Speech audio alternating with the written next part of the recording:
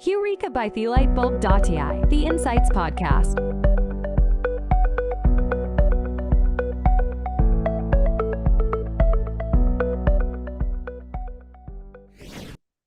Hi, everybody, and welcome to the I don't know which episode of the Eureka, the Insights podcast.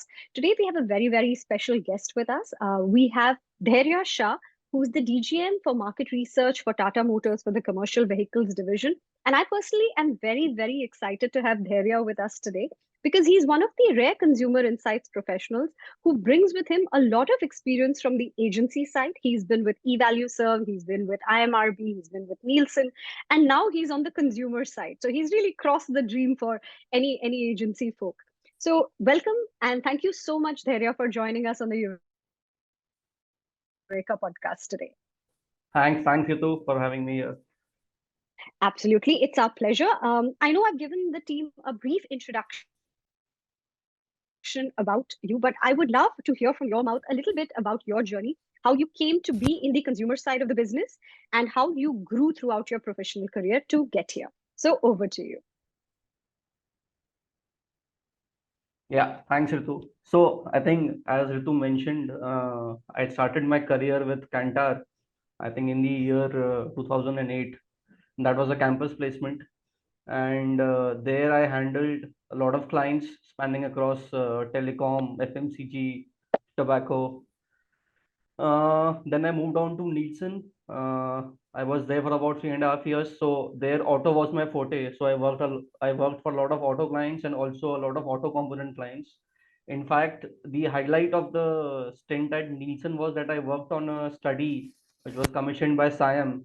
And so the inputs of that study were used to develop the FAME policy, the first FAME policy, which is the faster adoption and manufacturing of electric vehicles. I think now it's in phase two, and the government is discussing the phase three part as well. So that was a highlight. And the second thing that I loved about my Nielsen stint was that I did a study for the Automotive Component Manufacturers Association, and yeah, and that was done under the guidance of Mr. Soumitra Bhattacharjee, who is now heading Bosch India. So that was a great study where we actually did for the first time the assessment of Indian automotive aftermarket. So essentially, the spare parts that will be sold, that are sold after the vehicle gets out of warranty. Yeah, Okay. so that was the first ever attempt in the Indian automotive history, and I think now it still continues. They have an annual edition, which is again I think named Indian Automotive Aftermarket. So that was a good study. I learned a lot, met a lot of clients, met a lot of mechanics, met a lot of customers. So that was a good study. So Nielsen was more into auto, more into B2B, I would say, because we also did a lot of studies on channel. So channel satisfaction, channel strategy, and the distributor dynamics in various categories like cement, textile. I mean, when you get into it, it's quite amazing how the category dynamics are different.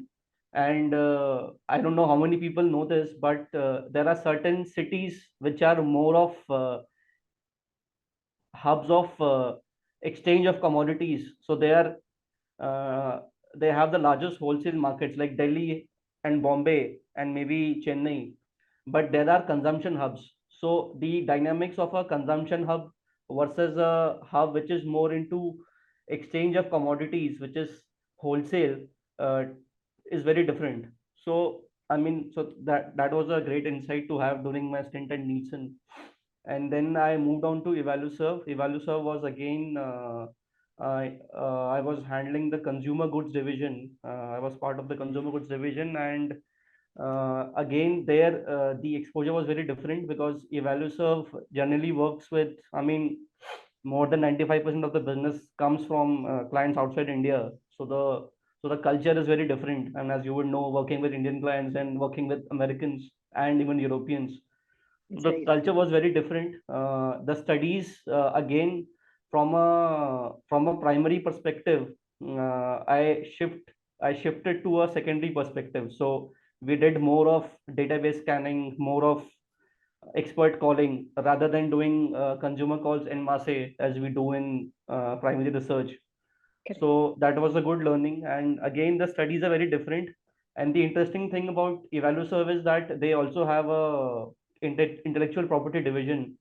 So we used to work very closely with the IP division of EvaluServe. I think it's one of the largest in the world in terms of the people that they have.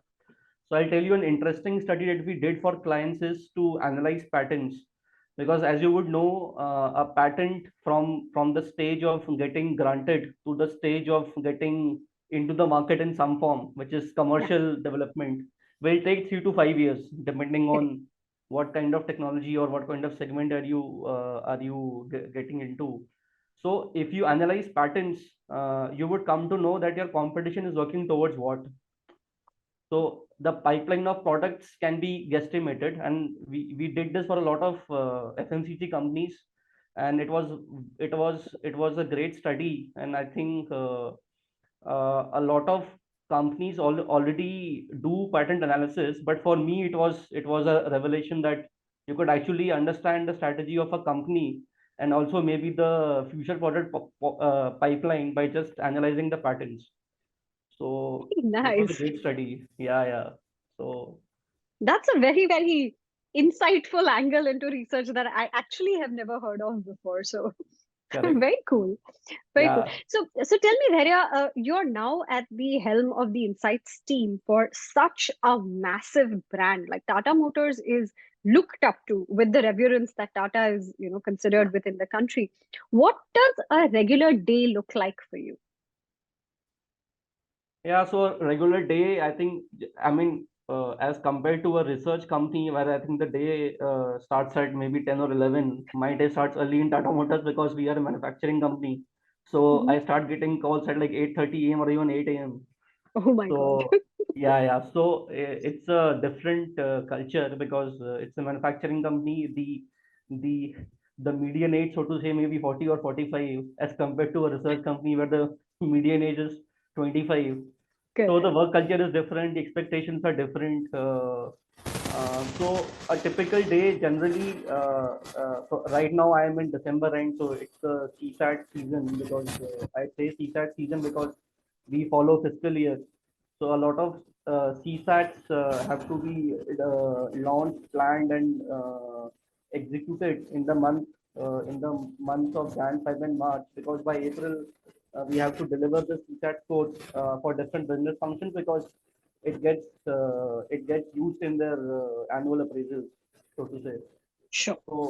So we a lot of things running right now. I mean, annual CSAT plus a lot of ad hoc studies because uh, I mean, in a company which is as big as Tata Motors, I mean, so if you start from the process of uh, sourcing materials for manufacturing to the plant where it gets integrated, then there is a quality testing, then it gets dispatched to the dealers, then from the dealers it is shipped to the end customers, then the end customers start using the vehicles, then obviously there is a requirement of spare parts, there is a requirement of AMC. So a lot of business functions are required to work seamlessly to ensure that the company is up and running. So I mean, so you can imagine a lot of business problems also occur. So I mean, when I'm sitting in the canteen having a cup of tea with my colleagues from sales or marketing or even from manufacturing, they all have problems. So they're asking me what can you do? So I tell them, I mean, translating every business problem into research problem can be done, but the point is, do you really want to do it? Because some things uh, are done by the people who are actually involved in the job rather than hiring an agency to, I mean, to do it. So yeah, so general day, a lot of discussion on briefs, a lot of updates on where is my project, especially the CSAT project. Sometimes a bit of travel. So the last 2 weeks I was traveling for a study which involved focus group discussions. And then also January looks like a travel month because again I have a study which involves focus group discussions. And so yeah, and side by side, lot of planning that happens with the agencies.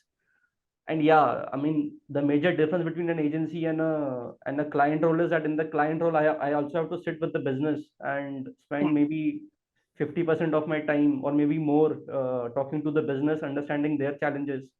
Because generally the business challenge is my sales are dropping in Maharashtra, but they're doing well in Gujarat.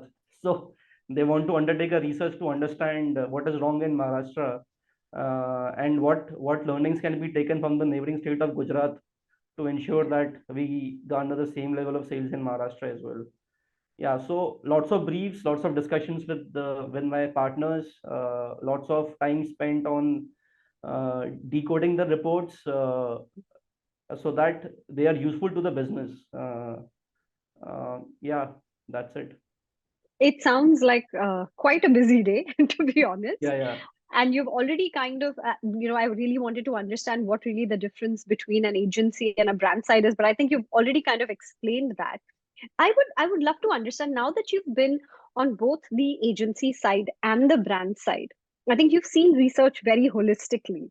Correct. What is it that, say, business partners or internal departments or stakeholders, what is the most common misunderstanding they have about research? What is the one misunderstanding that, comes up at you in practically every second discussion that you feel that people outside the function don't get? So I think I'll name a couple of them at the risk of sounding arrogant. But I think the first thing is that they have a misunderstanding that one research project will answer all their problems in life. That is not possible, because every research एक ही project में has सारे to. जवाब दे दो बस. Ha, correct. So it's like they want a compendium which answers their life's problems. So वो possible नहीं है in one research project. And I think second is they don't understand the nuances of research. So everyone has a perspective. So to, I mean, make them understand that market research is not everyone's cup of tea. And I mean, you need to understand that it's a job that requires skill. I mean, it is not that everyone can do it. So it's a little hard to make them understand because everyone has their own ideas, and sales guys being pushy. So it's very difficult to make them agree on a particular line of thought or a particular way of working. So I'll tell you a small example. So focus group discussions, everyone knows that it can't be more than 7 to 8 in one focus group, right? Because Correct. it becomes difficult for the moderator to handle the people. But what happens is when I go to the center, what happens is, suppose there is a focus group which has end customers. So my sales team gets very emotional about their customers. So sometimes what happens is, just to please the Appease customer, them. appease them, वो बोला अरे सबको बिठा दो यार, सब आ गए हैं. So Hey, let us. So I tell them this is not parliament, and I have to सभी को ensure बिठा that. दो. So 7 to 8 people, not more than that, it becomes a challenge. But yeah, I think so. Then it's like, then I follow the Buddha's wisdom, which is like middle path. So I tell them, let us have one group. Maybe we can have one more group later. Correct. Hmm. So it's a typical operational problem, but for them it becomes a very. I mean, they get very offended कि मेरे customer को बिठाया नहीं आपने. एक तो मैं So customer लेके आया उसके पर आपने हाँ, बैठाया भी नहीं. correct. मेरी नाक So कट गई कस्टमर के सामने. correct. So they take it very, I mean, that emotionally, but they don't understand that it's not feasible and viable for the moderator to have more than 8 people. I mean, how can he or she handle like 12 people sitting in a group? No, it can turn very, very chaotic. No, I totally get that. But yeah, explaining it to non-research folks, they're like, अरे discussion ही तो है, बैठ Correct. जाएंगे, क्या बैठ problem है? जाएंगे. So someone, I'm telling you, this is a real life incident that I had. Someone in the I went to I mean, I won't name the location because that will reveal the person's identity. So I I went to a location where there was an FGD supposed to happen, and he got in like I told him upfront that we only need 7 to 8 customers, informed well in advance over emails, over WhatsApp, over SMS, all possible modes of communication. And then he brings in 15 customers. And then I tell him, boss, ये एक FGD में 15 customer नहीं बैठ सकते हैं, एक एक monitor कैसे संभालेगा? तो then he tells me, sir parliament में तो 500 लोग बैठते हैं, वहां तो एक ही स्पीकर होता है. तो मैंने ये कहा अच्छा comparison. so I told him parliament में discussion नहीं होता है and not all people speak together, so Correct. it's difficult for the moderator to have like, so that was an amazing conversation that I had with him. The actual on ground operational challenges. Correct. With No, non-research that people. with non-research people. Now, this sounds really funny, and it sounds very very like salespeople to Yeah, have this kind of conversation on ground. correct. But tell me something, Dhairya. You've now been in the industry what 10, 15 years, 15 years, and yeah. yeah, and how have you seen the industry itself change from its earliest days where things were very manual, very service oriented, today Correct. to where technology is incorporated in various aspects? Have you really seen a lot of change in the industry, or is it still very, very traditional, manual, service focused? What is your gut feel? No, I'll tell you. So, I mean, it's more of an experience more than gut feel. So, when I started my job in Kantar, I mean, then it was called IMRB, and it was said that if you work with IMRB, it's like the University of Market Research in India. So, you're like a graduate from the research university in India. And in my days, typically, I used to reach office at 10. I used to leave office at 10. So it's a 12-hour job. So incidentally, we used to call IMRB idhar maro raat bhar.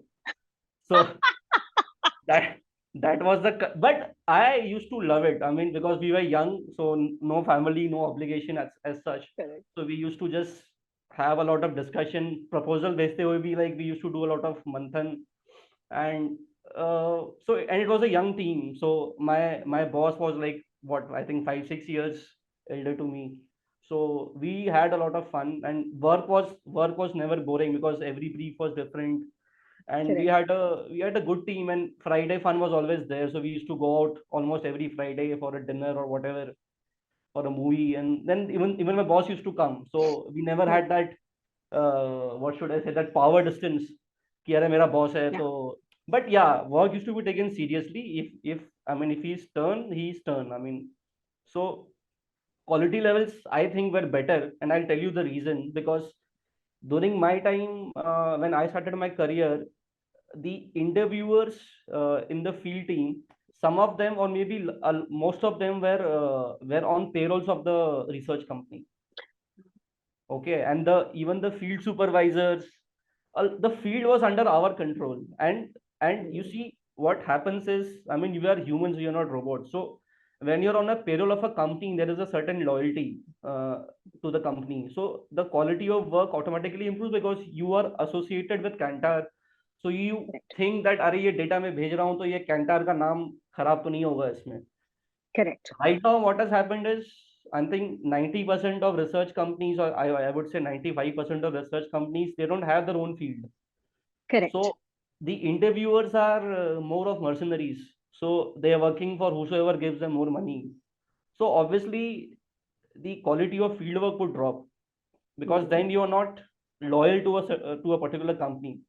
So it sounds great in definition and in theory that you are a freelancer, but essentially when you are a freelancer, you are a mercenary. So you work for anyone who pays you more. So Correct. there is no passion, I would say. The passion is missing, especially, and in market research, I think the most critical element is field work, because it's garbage in, garbage out. That is true. So that is why I think the general quality levels of data have dropped. That is my perspective. I might be wrong. And also from a professional perspective also, I think so I'm talking about the service side, which is the research side. There also, I think I don't know, maybe it's a generational thing, because I think every generation thinks that they are the smartest, and the generation that is coming is not that great. but I think the service levels have dropped. I think sincerity levels have dropped. So ownership has dropped. And I think even on the research side, what is happening, and because I still have a lot of friends on the agency side, the moment you cross 5 years of research experience in an agency, you're not supposed to do research. They put you on more of a business development role. Correct. So I mean, 5 years you have just picked up the tricks of Basics. the trade. I mean, and then you have shifted into business development. So obviously the quality of report writing will also drop. Correct. So I think when I was there, I have seen even business heads, people with 15, 20 years of experience sitting with us, going through the report slide by slide, editing the spellings also. So at least I have been through that in my stint with IMRB and Nielsen. I don't know, but I think with the current way of working, the focus is more on getting business than than adding quality Value. to the research. Yeah, correct. That is No, my I think perspective. I that's don't know. you're actually, I think this is a sentiment that quite a few people across our podcasts, because we've had a chance to speak with some very senior folks, and this is a consistent feedback that research used to be, as you said, it was a passion, it was conviction, it was about searching for that human insight. Now it's become very business as usual. It's very cut to cut, very transactional. And I Correct. think that's really coming out in what you're saying. Have you also seen any impact of technology on the actual research process itself? Has it changed things? Do you still feel technology is still to be fully implemented or integrated within the research process? What are your thoughts on that? Yeah, so see, I have seen people telling me, and I've experienced because in my time I have done PAPI, which is paper interview. So we used to go on the field with paper, and respondent जो बोलता था उसको हम pencil से भरते थे. So fortunately, in IMRB we have this induction training called DCM, where we are supposed to go on field for 1 week, 2 weeks, and go with the interviewers and see how the field work was done. And during my time, I'll tell you in Kantar, if there was a TG which was very qualified and so to say professional, then it was a norm that the researcher will do the interview. It will not be outsourced. Hmm. So I had to do the interview. I will come back. I will listen to the recording. I'll make notes and then prepare the report. So that is what I have done. So that I think is missing. And coming back to the point on technology, so obviously people have implemented technology. So they have been given tablets. They have done some geofencing. They can tell you that for how long the interview lasted. Basis you can also do checks on whether he's just giving you like a straight liner. अगर 5 का skill है तो 4 4 4 भरते हुए आगे बढ़ रहा है. So that tells you that something is wrong. But the problem is, as you mentioned, when we were chatting, that the problem with Indians is we are ingenious in a faulty way. So वो technology का भी वो लोग crack निकाल लेते हैं. So I have seen people who know they use multiple IPs, and then they will. I have caught. Not caught as in I have seen, observed some raw data. Then it was sent back to the agency that something is fishy. So technology is good. It. So for example, it depends on what kind of research are you doing. So if it's a Sure. quant research involving a sample of 10,000 and you have this geofencing technique and you are doing tablets, so location आप पता कर रहे हो कि वो exact उस location पे था या नहीं था. All that is fine, but still Indians being ingenious, they have ways to overcome that as well. But as opposed to, for example, your company is the respondent is sitting in front of you, and so you have a certain software and you are using technology to actually the respondent is real, the feelings are real. So that Correct. is where technology actually improves the quality of research. Not so much in the other way, which people are thinking कि geofencing कर देंगे तो data अपना सही हो जाएगा. So that needs to be that, so it depends on the use case. So yeah, Sure. but in general, obviously with technology things have improved. But as you said, there is a human element. There is always a human element to technology also. So if the Yeah. human being which is using technology always has a devious mind, तो फिर कुछ कर नहीं सकते हैं. I mean, then it's like an atom bomb. You can use it for energy, or you can drop it on Hiroshima and Nagasaki. So it Yeah. depends on what is the intent. That is very true. I think the intent, as you very rightly said, has to be right, and then technology can be an enabler. But if somebody is out to play the system, then there's nothing technology also can do about it. Correct, correct. No, absolutely. So coming back to your work at Tata Motors, it's such a, I think consumer research is so well understood because it deals with end consumers. But when we talk about businesses like yours, which sell to, wholesalers, distributors, people who buy large commercial vehicles, what would you say is, if you can talk about it, is one of the biggest problems, research problems that you're trying to solve? Could you talk a little bit more about what the business problem is and therefore what your research problem is and how you're going about attacking it?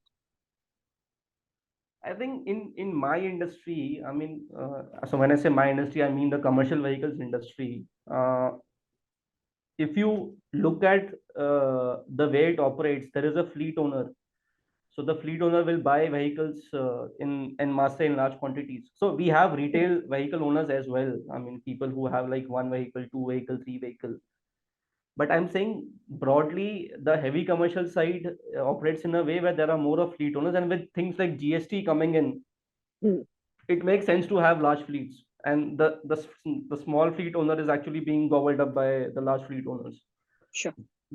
So so I'll just explain you the value chain. There is a large fleet owner, and then the large fleet owner buys the vehicles and puts it either for captive use, which is for his use. If he has his own industry or a factory, or he maybe enters into a contract with, say, I mean, whichever blue chip company you can think of, Asian Paints, HUL, PNG, and the fleet is attached to their logistics department, Correct. and then they work with the particular company on a annual contract basis, and the monthly payouts and whatever the terms of the contract are. And because the fleet is large, he can't ensure that he is monitoring all of those vehicles himself. Hmm. So then there is a fleet manager. So he appoints fleet managers. The fleet manager will take care of the fleet in terms of maintenance, in terms of if there is a breakdown, then the driver will call up the fleet manager, and the fleet manager will ensure that the vehicle gets fixed in the right time. So driver is very important in our industry, because you can purchase 1,000 vehicles or even 1 lakh vehicles, but if you don't have driver, the vehicle will not run. So it's having like having a gun but no bullet. So the driver is very important, and unfortunately or fortunately, because as India grows, aspirations grow, a father does not want his son to be a driver. Okay, so Correct. that's a real challenge. So in fact, there is a study which shows that in fact India has about 40% less drivers than it should have in terms of Ooh, the in terms of the as compared to the fleet size. I mean the vehicles on the road, what we call vehicle park. So so the so the challenge in our industry is to ensure that drivers are respected, because I mean you would have also traveled through through roads of Mumbai, and then the way truck drivers are harassed by various authorities yeah. is something that everyone knows. So uh, driver is very important for us, for the industry. So the vehicle also has to adapt in that way, because the driver has to be comfortable in driving the vehicle. In fact, there are drivers which say कि मैं इस brand का vehicle नहीं चलाऊंगा because इसमें बहुत clutch बहुत बेकार है इसका. So drivers are a key influencer in the purchase decision of the owner. But the thing is that drivers are difficult to reach, because they're always on the move. So if I want to do any research with drivers, it becomes challenging, because the agency can meet them only when they are resting, and Correct. obviously when they are resting, they don't want to be disturbed because they already had like a night shift, so they don't want Correct. to be disturbed. So that is one challenge that so technology is not helping me here because the driver is not very conversant with technology. He can do maybe a WhatsApp or maybe launch a YouTube channel on his phone. So they know how to use smartphones. They use a lot of YouTube, Instagram, and WhatsApp. But if I tell them to fill up a questionnaire using online means, it's not possible. Yeah. So that's a big challenge that I face uh, for my drivers also, for my fleet managers also, because the fleet manager, the schedule is such that they work almost 24 hours a day because the vehicle can break down at any time. So Correct. essentially, they don't have they have specified rest days. I mean, when they can Hmm. take holidays, weekly Hmm. holiday, but the phones are always ringing. So so I have been trying over the last few years to to use technology in some way to reach them, Correct. but I've not been very successful because I also thought of maybe having a panel of drivers, maybe having a panel of fleet managers. I have proposed this idea to various agencies also, but I think it's difficult for them also to manage the panel. Correct. That is one problem, which is access to the TG, that is important for us. The second problem is the speed of research. I mean, so typically, if you see, if I give up RFQ to any of the large agencies, they will take typically they will take about 10 days to revert back with a proposal. I mean, Wow. forget the report. And in my case, what happens is my sales team tells me, अरे यार ये मेरा कल product launch है, मेरे को बताओ एक हफ्ते में कस्टमर क्या बोल रहा है, what initial feelers are you getting?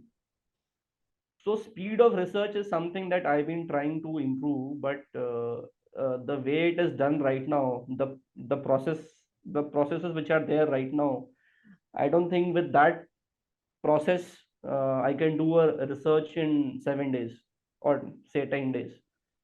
So again, it boils down to the challenge number one, which is ease of access, because I can't do even telephonic interviews with drivers and customers because they don't have time. So Correct.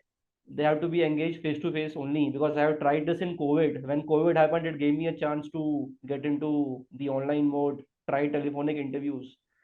And we did Got that, but online, the email refusal rate, anyways, I think is upwards of 90%. And in it. my case, it was like 99.99%. So नहीं emails, कहाँ है, they will not, yeah, drivers using email is just yeah. next to Driver is not impossible. possible. Fleet managers do have emails, owners do have Got emails, it. but again, they don't have time to do this Yeah. email thing. And then telephonic calls, again, attention span is like 5 minutes. Yeah. So I can't delve into much. 5 minutes may, I mean, generally you can only have like yes no questions. And Correct. having a yes no question is fine for some studies, but if you want to, and the sales team always has like five whys, why. So that five whys can't be answered in a 5 minute No, telephonic interview. no, you need So at it's least a half an hour to build a rapport and really start probing. correct. So these two challenges remain, which is ease of access to the TG that I want to go to, and second is the turnaround time, which is again dependent on the challenge number one. So these are the two biggest challenges. So anyone listening to this podcast can approach me if they have if they have a solution. Because the first call will be from us saying हम आ रहे हैं आपको help करने. No, but Yes, it's a very interesting because you're dealing with literally the lifeline of trade in India, right? correct, And these drivers are the ones who power that lifeline. But correct, they're so difficult to access, both in terms of access to technology, access and comfort with language and ability to express themselves. correct.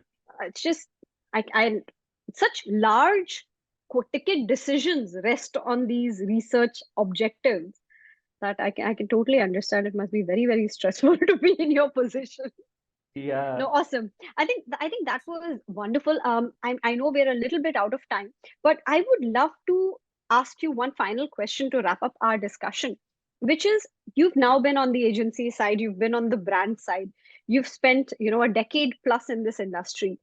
What are the three tips that, or maybe even two tips that you would like to give market research leaders like yourself, basis your experience on how to deepen their insights? any tips, tricks, thoughts that you've picked up that you feel should be implemented in the work of every market research leader? I think I'm assuming you're referring to the market research leader on the agency side, right? Agency side, consumer side, whichever you would like Yeah, to yeah. Okay. address. So I think for the agency side leadership, I would say that I think they should consider hiring people with the client side background, because they will bring in a lot of business perspective. See, what happens is, when I was in IMRB, I used to give recommendations. This is the report or the data or the interactions that I used to have with the respondents. And Right. now when I look back, I myself laugh on those recommendations, because on the when you're on the other side, you realize that it is not feasible to have such recommendations, because you don't know the workings of the category, you don't know the workings of the organization. For example, if someone tells me, I'll give you a small example, that this is the product, and someone says using a quant study that ये product में ये feature अच्छा नहीं है, so 60% of the people say that this feature is not required, or this feature has to be modified uh, to do this, and then you put that in the recommendation. The problem is, in a manufacturing company, this small recommendation looks very easy on the paper, but it has a 3-year cycle, because it will go to the plant, the ERC will sit on it, or I mean whosoever be the responsible party in that particular organization, whether it's technically feasible or not, a lot of analysis goes into that. The die has to change, because I mean, so it's a 3-year process. So 3 year mein to, I mean, so you have to give solutions which are like more doable in the short term and in the medium term. So hiring people from a business background on the agency side will really help in understanding the problems that the client faces, and accordingly you modify the research process also. I mean, then you focus more on the things that are more easily doable. I mean, rather than focusing on things that you know will take 3 years. So the research process, the research questionnaire, the discussion guide, I mean, whatever you want to call it, can be modified to focus more on the easily doable things rather than those 3 year. I mean, product change Because hona they'll hai never to, get taken up anyway. yeah, yeah, because anyways it takes 5 years, 3 years to bring a product, and then you say ki ye product modification kar do. So it's a little difficult. No, So I that can is, totally understand. yeah. So in your case also, for example, I do a research and tell you, अरे ऋतु ये अपना AI में ना ये change कर दो, you will say अरे इसको कुछ पता ही नहीं है, कितना टाइम लगता है कोडिंग में. So it becomes very, so even, Yeah. so I have to filter out those recommendations even while I send the report to my business team internally, because then they will laugh on me, अरे तुमको तो पता है ना ये क्या लेके आ गए हो. So that is the thing. No, I And think that makes a lot of sense. I think the sensitivity to actual business processes and how हाँ, companies run, especially for, I think, younger folks in the agency spaces, because they haven't worked in an actual business. They don't know how the correct. actual processes run. Yeah, no, I think that's very good advice. Yeah, yeah, correct. So that is for the, I mean, leaders on the agency side. On the brand side, I think number one advice to all the people, I mean, who aspire to be market research professionals is, please first join the agency. I mean, that is, you have to be in the so-called, what should I say? When there is a war out there, the frontline soldier has the experience that matters the most. I mean, the general will be sitting there and making some war strategy, but you have to be at the front line to understand how does research work. So first join the agency, understand operations kya hota hai, field, go to the field, understand how do respondents behave, how do respondents uh, react to a particular question. See, what happens is, when you ask a respondent any question, I mean, this I have observed over the last 15 years of doing research. The first thing is that he or she will rationalize. So even if you ask him or her 5 whys, he will rationalize, he or she. So the emotional aspect is something that will not come when you ask questions. You have to observe the respondent. You have to maybe use AI to understand whether by uska facial expression to matlab, maybe he or she is smiling, but internally I think something is wrong. Or maybe he's smiling because he's maybe recollecting a joke that was said like 1 year ago. So who knows? So Who knows? so that is why learn the tricks of the trade. You join the agency first and then go to the client side, because client side mein you have to essentially get the work done through agencies. But for that to happen, and for you to sound smart in front of the agency, you should know how actually the agency works and how the respondents react to a particular question. So I have seen people who straight away join the client side, and then agency को 5 minute में समझ में आ जाता है कि इसे कुछ नहीं आता है. So so that तो that अच्छे से works नचाते हैं फिर उसको. correct. So for the thing that takes maybe 1 hour, he will say यार इसमें तो 1 हफ्ता लगेगा, and he will agree also because he does not even know कि actually इसमें 1 घंटा लगता है. So this is what I think I would advise. So, and also second is only join if you have passion for this work. Otherwise, there's no point. I mean, you really should have the passion to understand the consumer, understand why he or she makes a decision. Because I always tell my team, whenever report जब दिखाता हूँ तो someone says अरे ये customer को कुछ पता नहीं है क्या बोलता है. So अभी तो obviously I can't tell him in front of the audience, in front of 10-15 people, but then I take him out and then I tell him, boss, if you have heard about the great David Ogilvy, he said, consumer is not a moron, she's a wife. So so सोच ले क्या बोल रहा है. So maybe your wife also reacts in such way, but she has a particular rationale. So you have to think over it. It is not that Correct. consumer को कुछ पता नहीं है. भाई धंधा वो चला रहा है. So he Correct. knows कि उसके लिए क्या important है. It's like me telling you how to run light bulb.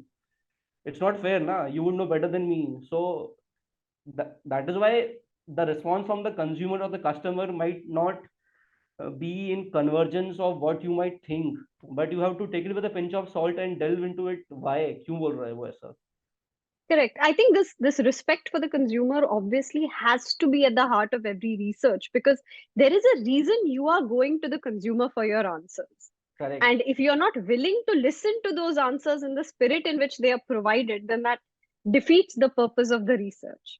But I Correct. think that And was beautifully articulated. yeah, and I also tell them that consumer or the customer is looking for a solution. He or she is not looking for a product. I mean, you understand the difference. Correct. I mean, there is a difference. Product नहीं चाहिए भाई उसको solution चाहिए. So if the product is able to deliver the solution with least amount of effort and maybe within the budget, then it is fit for him. You might say, "Arey, he's illogical," but for him it is not. He has a problem that needs solving. Your product may or may not solve that problem. Correct. And that is the difference, I think, that most salespeople don't really want to understand, because their agenda is to sell that product. Yeah. So it's like finding customers for your product rather than making the product for your customers. Correct. Which is at the So heart of any business process. I think beautifully exactly. said. Correct. Awesome. This was beautiful, Dhairya. It was so lovely to have a chance to chat with you and to tap into your insight and your experience. Thank you so much for taking time out to be on Heureka. We look forward to many more such conversations, but thank you again for taking the time out today. Thanks, Ritu. It was wonderful conversing, and I just hope that people listening to this podcast can help me with my problems. I'm sure you'll get your answer very, very quickly. We will definitely put the word out. Thank you again for all your time and support. It was a pleasure. Thank you, Ritu. Bye.